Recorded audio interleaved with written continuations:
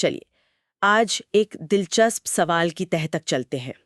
सोचिए, एक ऐसा देश है जो दुनिया की 5वीं सबसे बड़ी अर्थव्यवस्था है, जो दर्जनों देशों को हथियार बेच रहा है और जिसके पास अनाज के इतने भंडार हैं कि वो दुनिया को खिला सकता है। लेकिन जब उसके पड़ोसी उसके घर के अंदरूनी मामलों पर, जैसे कि अयोध्या में मंदिर कब बनेगा या अरुणाचल प्रदेश किसका है, इस पर सवाल उठाते हैं, तो उसका जवाब दशकों से एक ही रहा है, ये हमारा अंदरूनी मामला है, इसमें दखल न दे। एक घिसा-पिटा जवाब कह सकते हैं। बिल्कुल। आज हमारे हाथ जो स्रोत लगे हैं वो इसी पुराने जवाब पर एक बड़ा सवालिया निशान लगाते हैं। ये एक बिल्कुल नई और कह सकती हूँ साहसी विदेश नीति का प्रस्ताव रखते हैं, जिसका नाम इन्होंने दिया है बलूचिस्तान ताइवान सिद्धांत। तो आज की हमारी पड़ताल का मिशन इसी सिद्धांत को समझना है। आखिर ये है क्या, इन स्रोतों के मुताबिक इसकी जरूरत क्यों आन पड़ी है, और सबसे बड़ा सवाल, क्या 2025 का भारत, जैसा कि इन दस्तावेजों में बताया गया है, वाकई इस तरह का आक्रामक रुख अपनाने की हैसियत रखता है? और यहाँ जो बात आकर्षक है वो ये है कि ये सिर्फ कोई हवाई किला नहीं है। स्रोत इस सिद्धांत को भारत की जमीनी हकीकत से जोड़ते हैं, मतलब उसकी बढ़ती आर्थिक ताकत, उसकी सैन्य क्षमता और उसकी कूटनीतिक पहुंच। अच्छा जी, ये सिर्फ एक विचार नहीं बल्कि एक पूरा विश्लेषण है कि भारत अपनी इस नई ताकत का इस्तेमाल अपनी विदेश नीति को एक नई, ज्यादा असरदार दिशा देने के लिए कैसे कर सकता है। ये नेहरू के गुटनिरपेक्ष आंदोलन से हटकर एक नए भारत सिद्धांत की वकालत जैसा लगता है। ठीक है, तो चलिए इस गुत्थी को परत दर परत खोलते हैं। शुरुआत करते हैं उस समस्या से जिसका जिक्र ये स्रोत बार बार करते हैं, यानी भारत का पुराना रक्षात्मक रवैया। स्रोत बताते हैं कि जब पाकिस्तान अयोध्या में राम मंदिर पर टिप्पणी करता है या चीन अरुणाचल प्रदेश के खिलाड़ियों को वीजा देने से मना कर देता है, तो भारत का जवाब हमेशा से बहुत नपातोला और बचाव वाला रहा है। जी, हमेशा से एक डिफेंसिव पोस्चर रहा है। हाँ, जैसे एक उदाहरण दिया गया है कि पाकिस्तान ने राम मंदिर पर केसरिया झंडा फहराने को इस्लामोफोबिया का रंग दे दिया। हाँ। और सीधे संयुक्त राष्ट्र पहुंच गया। वहीं चीन ने एक भारतीय नागरिक को सिर्फ इसलिए शंघाई हवाई अड्डे पर 18 घंटे तक रोके रखा क्योंकि वो अरुणाचल प्रदेश की रहने वाली थी, जिसे चीन अपना जंगनान प्रांत कहता है। इन दोनों मामलों में स्रोतों के मुताबिक भारत ने क्या किया, बस एक बयान जारी किया और इन दावों को खारिज कर दिया। बस खारिज कर दिया। हाँ। लेखक यहाँ एक चुपता हुआ सवाल पूछते हैं, क्या यही है वो नया भारत जिसकी हम बात करते हैं? ये सवाल बहुत अहम है और स्रोत इसे सिर्फ बयानबाजी नहीं बल्कि सीधे सीधे भारत की संप्रभुता पर हमला मानते हैं। उनका तर्क है कि ये जो दशकों पुरानी दूसरों के मामलों में दखल न देने की नीति है वो अब काम नहीं कर रही। बिल्कुल। देखिए, ये नीति उस जमाने की है जब भारत एक गरीब देश था जिसे अपनी सीमाओं की रक्षा करनी थी और दुनिया से मदद की जरूरत थी।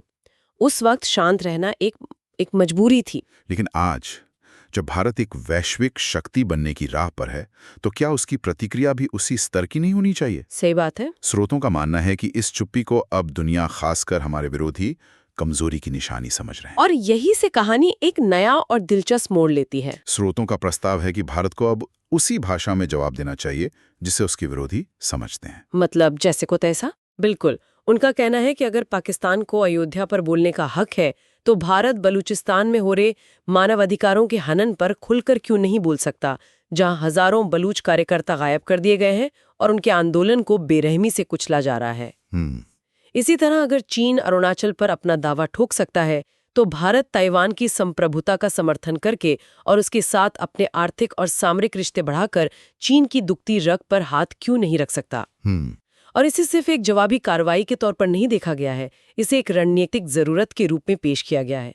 इसका मतलब ये नहीं कि हम कल ही युद्ध छेड़ दें। अच्छा, तो क्या कदम सुझाए गए हैं? स्रोत कुछ बहुत सोचे समझे कदमों का सुझाव देते हैं, जैसे कूटनीतिक स्तर पर भारत सरकार बलूचिस्तान और ताइवान को लेकर आधिकारिक बयान जारी करे, वैश्विक मंचों जैसे संयुक्त राष्ट्र मानवाधिकार परिषद में इन मुद्दों को उठाए, और क्वाड जैसे रणनीतिक गठबंधनों में ताइवान को एक ऑब्जर्वर यानी पर्यवेक्षक के तौर पर शामिल करने का प्रस्ताव रखे। लेकिन एक मिनट, क्या ये खतरनाक खेल नहीं है? अगर हम बलूचिस्तान का मुद्दा उठाते हैं तो क्या पाकिस्तान कश्मीर में आतंकवाद को और ज्यादा हवा नहीं देगा? क्या हम एक ऐसा मोर्चा खोल रहे हैं जिसे संभालना मुश्किल हो सकता है? ये एक बहुत वाजिब सवाल है और स्रोत भी इस पर ध्यान देते हैं। उनका तर्क ये है कि पाकिस्तान कश्मीर में पहले से ही वो सब कुछ कर रहा है जो वो कर सकता है। आतंकवाद को बढ़ावा देना, अंतर्राष्ट्रीय मंचों पर झूठ फैलाना। ये सब तो वो दशकों से कर रहा है। जी। तो बलूचिस्तान का जिक्र करने से भारत कुछ नया नहीं खोएगा, बल्कि पाकिस्तान पर एक मनोवैज्ञानिक और कूटनीतिक दबाव जरूर बना देगा। चीन के मामले में ये और भी असरदार है। ताइवान ताइवान चीन की सबसे बड़ी कमजोरी है, उसकी अकली झील।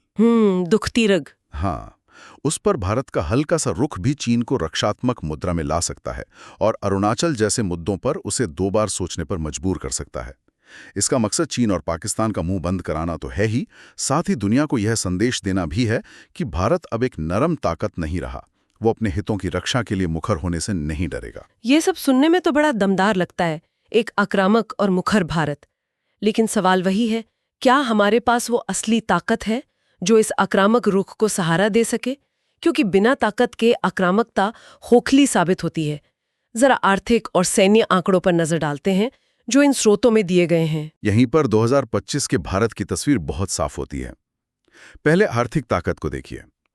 एक तरफ है पाकिस्तान, जो IMF के कर्ज के बोझ तले दबा है और जिसकी अर्थव्यवस्था दिवालिया होने की कगार पर है। और दूसरी तरफ चीन? दूसरी तरफ है चीन, जो अपनी की बनाई समस्याओं से जूझ रहा है।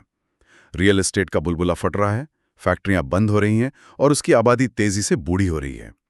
अब सिक्के का दूसरा पहलू देखिए, भारत। IMF के ही आंकड़ों के अनुसार 2025 में भारत दुनिया की सबसे तेजी से बढ़ने वाली बड़ी अर्थव्यवस्था है, जिसकी GDP $4 ट्रिलियन के आंकड़े को पार कर चुकी है। मतलब अब हम कटोरा लेकर नहीं खड़े होते? बिल्कुल नहीं।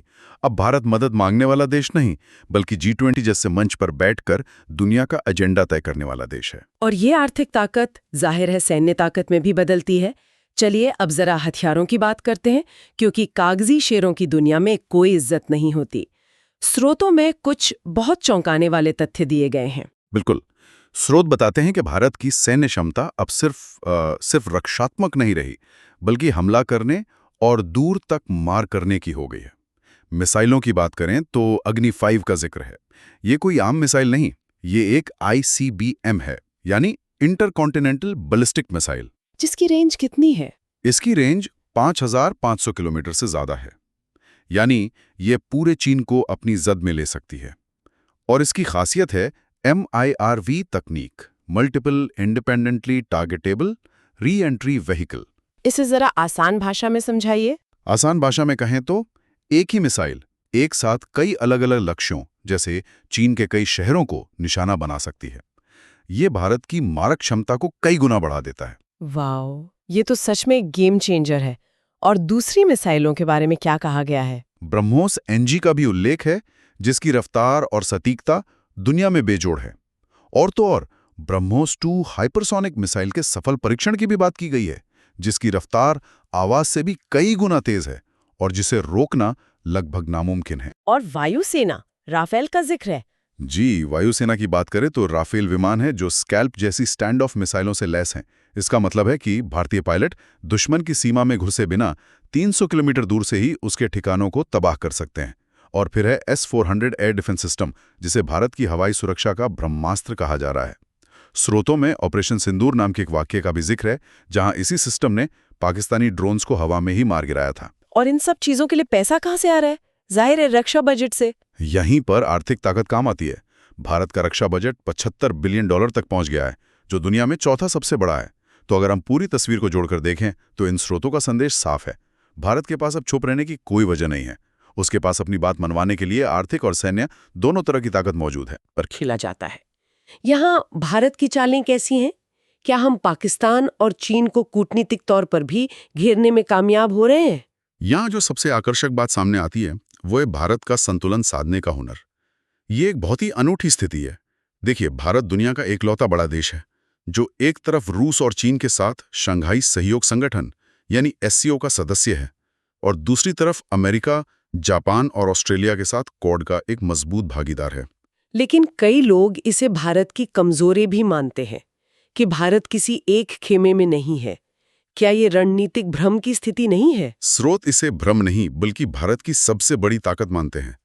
इसका मतलब है कि भारत किसी एक गुट का पिछलग्गू नहीं है। जब वो अमेरिका से बात करता है तो उसके पास रूस का कार्ड होता है, और जब वो चीन से बात करता है तो क्वाड की ताकत उसके पीछे खड़ी होती है। अच्छा, तो ये उसे एक तरह की मोलभाव की शक्ति देता है। बिल्कुल, ये उसे हर टेबल पर एक जरूरी खिलाड़ी बना देता है जिसे कोई भी नजरअंदाज नहीं कर सकता। एससीओ के मंच पर भारत आतंकवाद के मुद्दे पर पाकिस्तान को घेरता है, तो क्वाड के मंच पर वो इंडो पैसिफिक में चीन की दादागिरी पर लगाम लगाता है।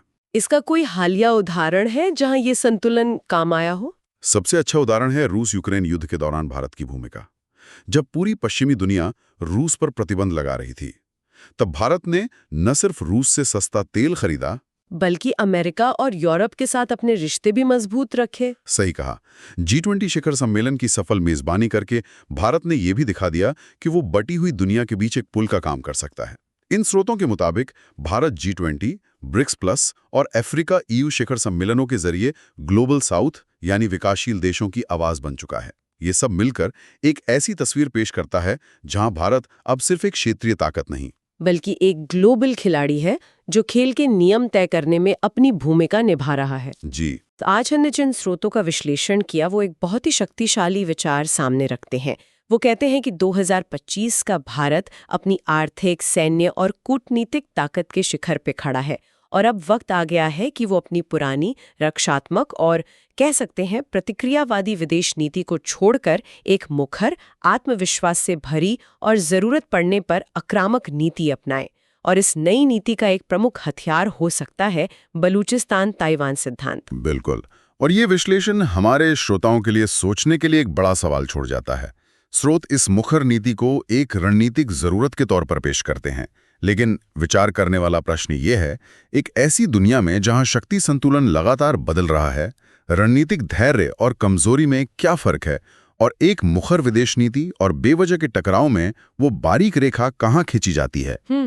ये बहुत अहम सवाल है। क्या भारत इस रस्सी पर चल सकता है जहां एक तरफ आत्मसम्मान की रक्षा हो और दूसरी तरफ शांति भी बनी रहे?